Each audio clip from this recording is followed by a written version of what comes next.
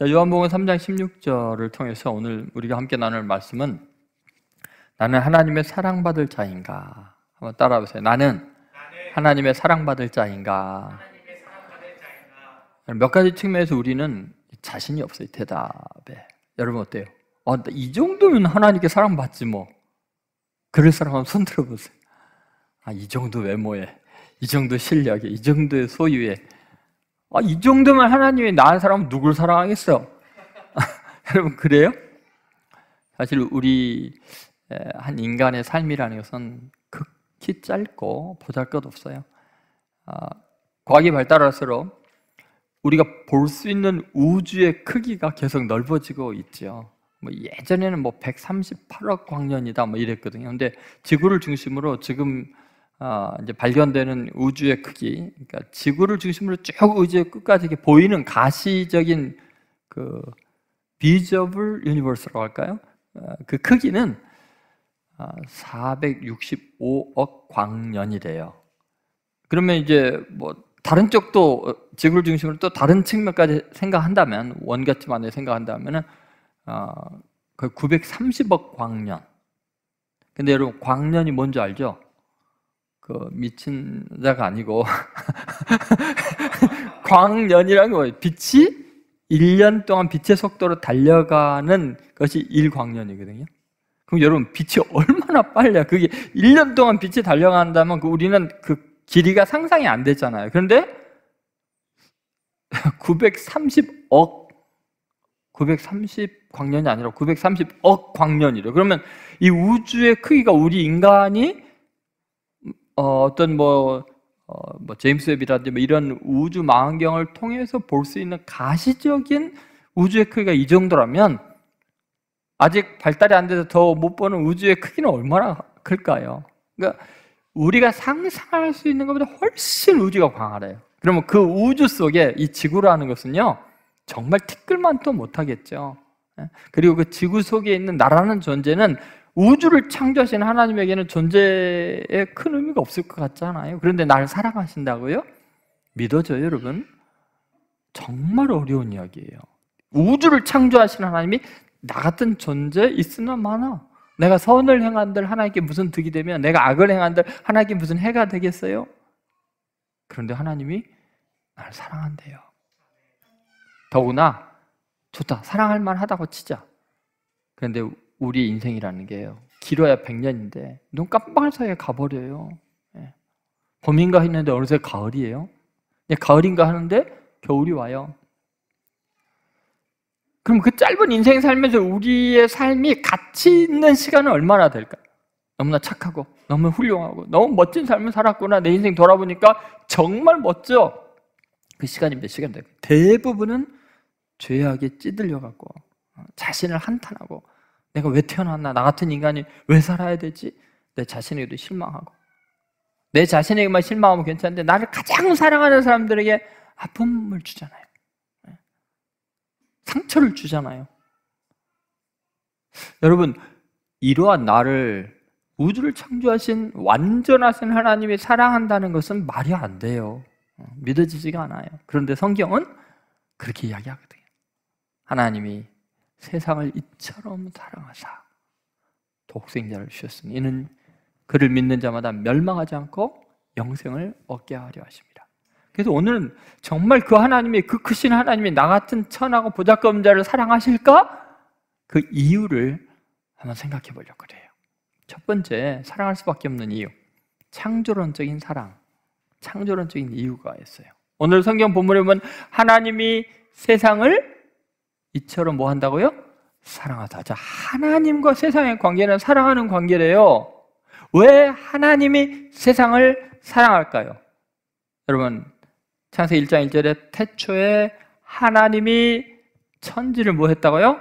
창조하셨다. 여러분, 하나님과 세상의 관계는 창조주와 피조물의 관계예요.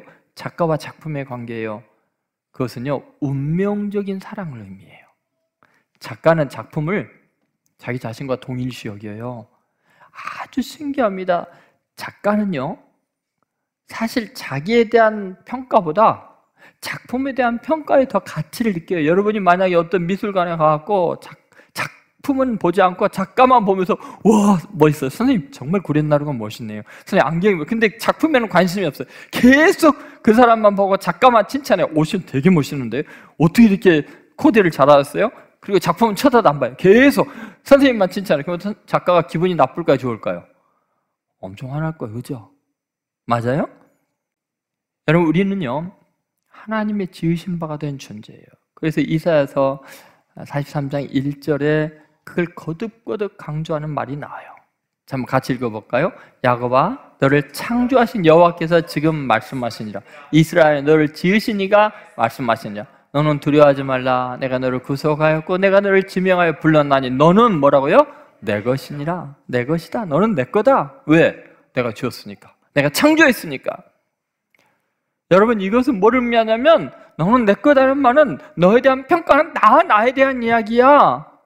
나는 너를 볼 때 너의 운명이 내 운명이랑 마찬가지로 느껴져. 그래서 예수님이 그런 말씀하셨죠. 너희 중에 지극히 작은 자 하나에게 한 것이 곧 누구에게 한 거라고요? 주님에게 한 것이라고. 나에게 한 것이라고. 왜요? 우리를 누구의 형상대로 만들었죠? 당신의 형상대로 만들었어요. 여러분 믿습니까? 한번 가슴에 손 얹고 따라해보세요. 나는 하나님의 작품이다. 믿습니까? 다른 사람한테 인사해요. 당신은 하나님의 걸작품입니다. 근데 좀 걸작품 치고는 문제가 많은 것 같죠? 그죠? 근데 여러분 잘 한번 생각해 보세요. 작품은 항상 완성이 된 다음에 평가를 해야 돼요. 그리는 중에, 스케치하는 중에, 색깔 칠하는 중에 평가하면 안 돼요. 뭐를 만들 때 뼈대를 보고 평가하면 안 돼요. 완성이 된 다음에 평가해야 돼요. 그런데 여러분 어떤 작품은요 그냥 스케치 중인데 뼈대만 만들어진데도 엄청나게 사람들이 비싼 값으로 그거 살려고 애를 쓰는 작품들이 있어요. 어떤 작품일까요?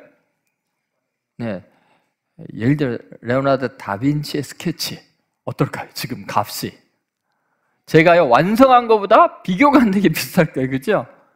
미켈란젤로가 좋아하다가 마른 작품 어떨까요? 이건 뭐 값으로 매길 수가 없는 거예요.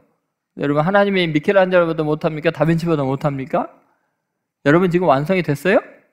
안 됐어요. 그러면 여러분 아직 뼈대 만든 중도 있고 지금 지륵 붙이는 중도 있을 수 있어요. 지금 스케치하는 중일 수도 있어요. 그런데 여러분을 지으신 이는 여러분의 작가는 하나님이세요. 그분은 실패하지 않으세요. 그분의 작품 자체는 어떤 값으로도 매길 수 없어요. 그래서 예수님이 너의 생명이 뭐냐? 응? 온 천하보다 귀하다. 믿습니까? 그러니까 여러분 우리는요 하나님의 작품이라는 게 잊지 않아야 돼요. 여러분은 작품이에요? 제품이에요? 그냥 쉽게 대답할 수 있어요? 그렇죠? 여러분 작품이에요? 제품이에요? 작품이에요. 왜요? 작품은 세상에 하나밖에 없는 거고 제품은 세상에 많아요. 근데 작품은 똑같으면 불량품이고 모조품이고 제품은요 다르면 불량품이에요. 다 똑같아야 돼요. 자, 우리 인간은 어때요? 놀라우리만치 달라요. 쌍둥이도 달라요. 왜요? 작품이니까 그래요. 같을 수가 없어요. 여러분이 살아온 삶의 여정들, 여러분의 유전적인 요소들, 여러분이 경험하는 세계들 너무너무나 달라요. 그래서 여러분은 유니크한 존재예요. 세상에 하나밖에 없는 존재예요. 그래서 값진 거예요. 하나님의 작품으로서 유일한 존재예요. 믿습니까? 남 부러워하지 마세요. 비교도 하지 마세요. 여러분이 여러분 존재 자체를 세상에 하나밖에 없는 가장 귀한 것인 줄 믿습니다. 그러니까 여러분 이제부터는 누가 여러분에게 평가하는 것에 대해서 너무 신경 안 써도 돼요. 왜냐하면 작가가 알아서 처리할 거예요. 내 작품에 대해서 네 함부로 말하지 마. 누가 실망을 해요? 감히 나한테 내가 누구의 작품인데 하나님의 작품인데 실망해봤자 자기 안목 없는 것만 드러내는 거예요. 작가가 누군지도 모르고 까부는 거예요. 여러분 자신도 마찬가지죠. 나는 하나님의 걸작품이라는 믿음이 있어야 돼요. 하나님의 손길이 여러분의 삶을 움직이고 있고 만지고 있다는 걸 믿으시기 바랍니다. 그러니까 하나님이 사랑하는 거예요. 그냥 동일시 여길 수밖에 없어요. 자, 두 번째, 하나님이 우리를 사랑할 수밖에 없는 이유. 구속론적인 사랑이에요. 구속론적인 이유가 있죠. 자, 하나님이 세상을 이처럼 사랑하사, 그 다음 뭐라 그랬어요? 사랑하니까 뭐예요? 독생자를 주셨다는 거예요. 여러분, 어떤 물건이든지요, 그것이 얼마나 사랑스러운가라는 문제는 객관적인 가치로 측정할 수가 없어요. 남들이 뭐라 그래도 어떤 것의 가치는요, 내가 얼마나 희생을 했는가, 얼마나 많은 시간을 보냈는가, 얼마나 많은 것을 아낌없이 쏟아 부었는가에 따라서 가치가 달라지는 거예요. 그래서 엄청난 대가를 치르지 않는 제3자가 대가를 치른 내 물건이나 내 사람들에 대해서 평가를 할 수 없어요. 무슨 말인지 이해가 되세요? 여러분, 한 사람 한 사람이 왜 하나님께는 귀할 수밖에 없냐면, 하나님이 여러분을 창조해 주실 뿐만 아니라 창조한 이후에 여러분이 망가지고 죄짓고 타락할 때 우리를 구속하기 위해서 엄청난 대가를 치른 거예요. 그 많은 선지자들을 보내고 마지막 날에는 예수 그리스도를 희생해서 우리를 죄값을 치르고 값으로 산 거예요. 값으로 산 거라고요. 대가를 치렀는데 그 외아들을 아끼지 아니하시고 우리 모든 사람을 위해서 내어주셨어요. 그러니까 여러분, 한 사람 한 사람의 값은 뭐예요? 예수 그리스도예요. 여러분 생각해 보세요. 창조할 때 우리는 하나님이 피 한 방울 안 흘리고 말씀으로 흙으로 우리를 빚으셨어요. 그런데 타락한 우리를 구원하기 위해서는 엄청난 대가를 치러야 됐어요. 그러니까 창조적인 사랑보다도, 작가의 사랑보다도 구속주의 사랑이 더 큰 거예요. 여러분, 이렇게 엄청나게 자기 외아들을 희생해서 산 우리들을 사랑하지 않을 수 있겠어요? 사랑 안 하는 건 불가능해요. 여러분, 엄청난 구속론적인 사랑의 대상이라는 것을 잊어서는 안 돼요. 여러분, 하나님께서 얼마나 오랜 세월을, 2000년 동안을 여러분을 기다리신 거예요. 지금 독생자를 십자가에 못 박고. 여러분, 생특별히 어린 왕자의 그 이야기를 한번 써야죠. 그 조그만 행성에서 장미꽃 한 송이를 키우면서 바람을 막아주고 벌레를 잡아주고 온갖 투정을 다 들어주면서 얼마나 극진히 키웠어요. 장미꽃 한 송이, 세상에 하나밖에 없는 그것. 그래서 너무나 행복하고 부유했다고 생각했던 어린 왕자가 어느 날 도저히 그 잔소리에 견디지를 못해갖고 탈출을 하죠. 지구의 별에 도착하죠. 많은 걸 거쳐서. 그래서 지구의 어느 지형을 지나가다가 사막의 한 정원을 들어갔다가 기절하죠. 5,000송이가 넘는 장미가 가득 있는 것, 자기는 세상에 하나밖에 없는 것을 가지고 있다고 너무 행복했었는데 알고 보니까 흔하디에 난 꽃 중에 하나였어요. 그래서 너무너무 절망해갖고 울다가 나왔어요. 그러다 여우를 만나고 사랑이 뭔지를 알게 돼요. 여우가 나중에 그런 이야기를 하죠. 너 다시 한번 그 정원에 갔다 와봐. 그랬더니 어린 왕자가 정원에 들어가자마자 5,000송이가 넘는 장미들을 향해서 그런 말을 해요. 너희들은 내 장미와 달라. 내 장미는 내가 바람을 막아줬고 벌레를 잡아줬고 그리고 끊임없는 잔소리를 들으면서도 내가 사랑했던 내 시간과 내 땀과 내 추억이 깃들인 장미니까 내 장미는 세상에 하나밖에 없지만 너희들을 위해서 벌레를 잡아주고 바람을 막아주고 이야기를 들어주는 사람 없잖아. 내 장미는 세상에 하나밖에 없는 가장 귀한 거예요. 여러분, 하나님께서요, 여러분 한 사람 한 사람을 볼 때 얼마나 귀하게 여기시는지, 여러분의 투정, 여러분의 기도 소리, 찬송 소리, 여러분 인생의 여정 속에 한순간도 눈을 뗀 적이 없이 사랑하고 사랑한다고,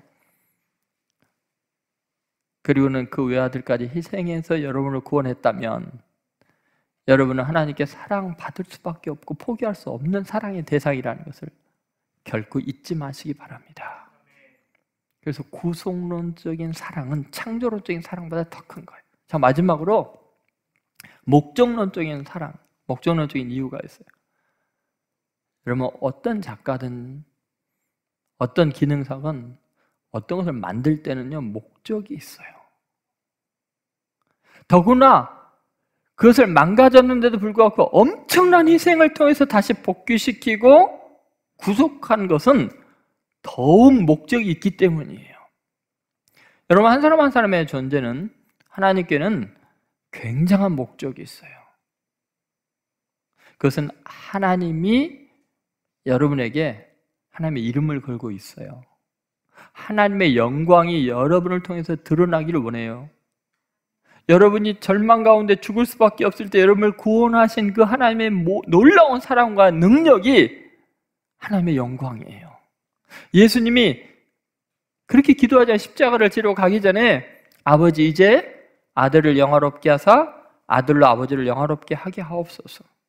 무슨 말이냐면 그 완전하신 하나님, 부족함이 없으신 그 하나님이 엄청난 희생을 통해서 우리를 사랑하시고 우리를 구원하실 때 그때 하나님의 영광이 온 우주 가운데 충만해지는 거예요.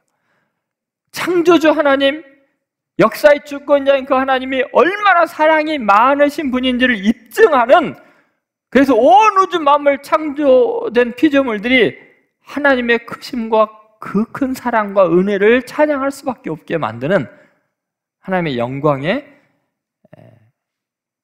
목적이 바로 우리를 창조하신 이유라는 거예요. 구속하신 이유라는 거예요. 이게 얼마나 놀라운가를 한번 생각해 보세요. 베드로가 절망하고 낙심하고 부인하고 도망갔을 때 부활한 주님을 만나고 나중에 주님이 그에게 나타나서 뭐라 그러세요? 내가 나를 사랑하느냐? 주님이 아십니다. 내 양을 먹이라, 내 양을 치라 할 때 베드로의 인생은 달라지는 거예요. 아직도 날 쓸모 있다고 하시니까. 근데 내 삶을 돌이켜보면 주를 위해서 한다고 해도 역시 실패의 연속이었거든요. 주님의 부활한 주님의 얼굴을 볼 수가 없어서 부활한 주님을 만나고 나서 도망갔잖아요. 바닷가로 물고기나 잡으러 가자. 나는 쓸모없는 인간이다. 그럴 때 주님이 아니야, 나는 내 영광을 위해서 할 일이 있어. 그럴 때 베드로의 인생은 완전히 달라지잖아요. 여러분은 어떠세요? 여러분의 존재 자체가 여러분 자신을 위해서 살아가는 순간은요, 전부 다 실망일걸요? 아무리 위선을 부려도 그 절망감을 지울 수 없을걸요? 썩어지고 없어질 인생이에요. 많이 돈을 벌어서 쌓아도 보세요. 한번 그 공허감 해결 안 돼요. 큰 집에 살아보세요. 그만큼 불안해요. 그만큼 관리할 것도 많고요. 진짜 우리 인생에 나라는 존재가 살아가야 될 이유를 발견하고 행복해지는 순간이 언제냐면요, 그 크신 하나님, 천지 창조하신 그분이 나를 쓰고 있다니까요. 나를 통해서 다른 사람을 구원하고 있다니까요. 나로 하여금 하나님을 드러내는 삶을 살게 한다면 하나님의 목적, 그분의 이름과 영광을 위해서 사는 순간만 나를 나되게 하는 거예요. 가치 있게 하는 거예요. 맞습니까, 여러분? 한번 생각해 보세요. 제가 예전 교회에 있을 때 저희 아버님이 서리 집사로 은퇴를 하시고 지금 이제 92세시죠. 아무런 존재감 없이 교회를 그냥 평생을 다니셨어요. 한 교회만. 근데 아무도 우리 아버님에 대해서 관심이 없어요. 평생을 다닌 교회 대표 기도를 단 한 번도 안 하셨어요. 안 시키니까. 그러니까 늘 다른 장로님들 심부름 하시고 권사님들 심부름 하고 모이면 커피 따라주시고 청소하시고 그러고 평생을 지내셨어요.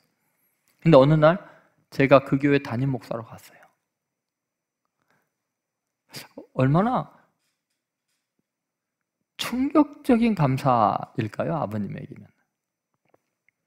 제가 1부부터 5부까지 예배를 드리는데 보니까 한 노인이 1부터 5부 예배를 다 드리는 거예요. 그러다가 돌아가시겠더라고. 생각해보세요. 7시 반부터 5시까지 예배를 드리는데 계속 앉아서 예배를 드리면 얼마나 힘들겠어요. 그래서 제가 다가가서 예배는, 주일 예배는 한 부만 골라서 드리세요. 1부터 5부까지. 그러다가 쓰러지십니다. 그랬더니 놔둬라. 내가 좋아서 그런다. 그러는 거예요. 담임 목사한테 반말을 하시고 아무리 연설할 때. 근데 그분이 우리 아버님이겠죠, 물론. 우리 아버님이에요. 그냥 그 아멘 소리도 크게 못 하시면서 좋아가지고 찰지 모르는 표정으로 웃고 계시고 행복해 하시고 몸 하나 꼼짝 안 하세요. 반짝하고 막 은혜를 받으세요. 그렇게. 그 다음부터는요, 제가 담임으로 간 뒤부터는요, 장로님들, 권사님들이 제 아버님을 대하는 태도가 달라졌어요. 제 아버님이 어디 들어가시면 다 일어나서 저 집사님, 장로님들이 막 일을 앉으세요 하고 뭐 일을 하려고 막 스승님이 아버님 되신데 가만히 계시라 그러고 완전히 달라졌어요. 얼마나 행복하실까요? 교회 가는 게. 그 다음부터는요, 교회 가지 말라 그래도 아프셔도 가요. 왜냐면 거기가 최고 행복한데 뭐 즐거운데 뭐. 여러분 생각해 보세요. 아버님이 어느 날 나랑 안에 누워 있는데 제 손을 꼭 이렇게 주물럭거리시면서 어떻게 하나님이 나에게 너 같은 아들을 줬다냐? 내 몸에서 네가 태어난 게 믿어지지가 않는다. 나만 생각하면 행복하고 감사하고 너만 생각하면 내가 살아갈 이유가 생겨요. 하나님께 얼마나 감사한지. 여러분 한번 생각해 보세요. 여러분 존재 자체가 하나님에게는 바로 그런 대상이에요. 나는 아무것도 아니라고 생각하고 나는 내 자신을 저주하고 싶을 정도로 낙심한데 하나님 아버지는 여러분을 볼 때 너라는 존재가 내 눈에는 얼마나 사랑스러운지 모른다. 그래서 이사야 43장 4절에 이렇게 주님이 야곱과 이스라엘을 하시면서 그 타락하고 범죄하고 열국의 침탈 속에 무너져가는 그들에게 이렇게 고백을 하시죠. 이사야 43장 4절 말씀 같이 한번 읽어보겠습니다. 같이 읽습니다. 내가 내 눈에 보배롭고 존귀하며 내가 너를 사랑하였은즉 내가 내 대신 사람들을 내어주며 백성들이 내 생명을 대신하리니. 여기 보세요. 내가 내 눈에 보배롭고 존귀하며 내가 너를 사랑하였다. 왜냐하면 하나님의 영광이니까. 7절에 보면 바로 우리에게 분명한 목적이 있는 하나님의 이유가 나와 있어요. 같이 있습니다. 내 이름으로 불려지는 모든 자 곧 내가 내 영광을 위하여 창조한 자를 오게 하라. 그를 내가 지었고 그를 내가 만들었느니라. 아멘. 여러분은요, 왜 하나님이 날 창조했는가를 생각해 보세요. 내가 그렇게 타락하고 범죄하고 이기심이 많고 사람들이 손가락질만 돼도 포기하지 않고 나를 또 교회 나오게 하시고 또 성령을 부어주시고 회개케 하여 주시고 하나님의 영광을 위해서 기어이 쓰시겠다고 하신 이유가 뭔지를 생각해 보세요. 내가 너를 내 영광을 위해서 창조했으니까 너는 반드시 위대해질 거야. 그리고 너의 아픈 과거의 상처와 고통과 그것마저도 내 영광을 위해서 내가 다 바꿔놓을 테니까 걱정하지 마. 사마리아 우물가 여인, 지금 사는 남자도 자기 남편이 아니고 이전에 있던 5명도 자기 남편이 아니고 사람들한테 손가락질 받고 의미 없는 인생인데 예수님 만나고 나니까 그 여자의 한마디 말에 수가성 전체가 구원을 받아요. 하나님의 영광을 드러내요. 하나님의 사랑이 뭔지를 알려주게 돼요. 여러분도 마찬가지예요. 나는 과연 하나님께 사랑받을 만한 존재인가? 그럼요. 하나님이 창조하셨는데 하나님의 작품인데요. 보배로운 피를 흘려서 값지고 샀는데 어떻게 안 사랑하겠어요? 여러분이 하나님의 기쁨이고 하나님의 영광이고 너는 내 것이다고 내 이름을 위하여 너를 만들었다고 하는데 어찌 포기하겠습니까?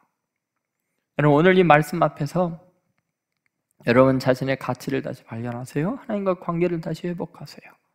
그리고 여러분은 반드시 하나님께 운명적으로 사랑받는 존재라는 것을 믿으셔야 돼요. 하나님의 기쁨과 사랑이 여러분 안에 있습니다.